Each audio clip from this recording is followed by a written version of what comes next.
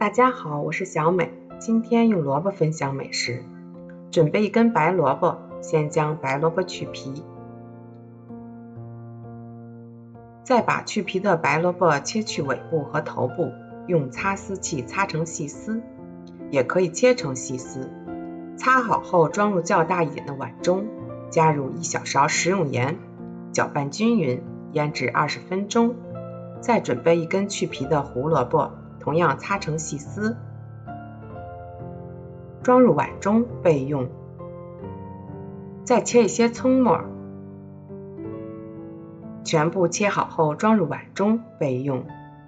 再准备一根香肠，切成小薄片，装入碗中备用。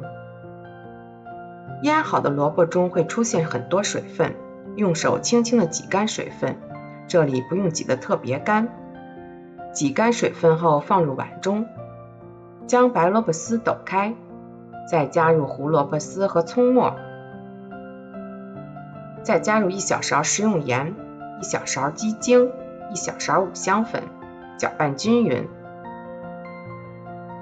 然后再往碗中打入1个鸡蛋，继续搅拌均匀。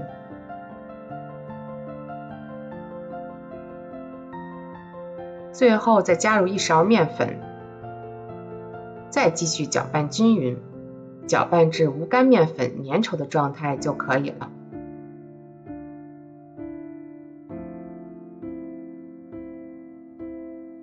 电饼铛加入食用油，先不用加热，用刷子刷均匀，再把面糊全部倒进来，用锅铲均匀的摊开，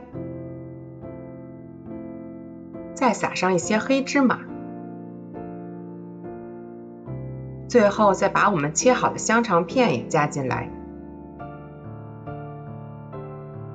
再将电饼铛调成小火状态，盖上盖子，焖2分钟。2分钟后翻面，继续盖上盖子，小火焖2分钟。烙熟后用锅铲盛出，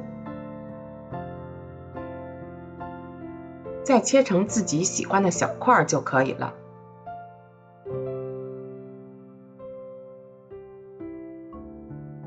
美味的早餐饼就做好了，盛在盘中就可以享用了。口感非常的松软，表皮有一点脆脆的焦香，满满的都是蔬菜，营养又美味，早餐很快就做好了。如果你喜欢也来试试吧。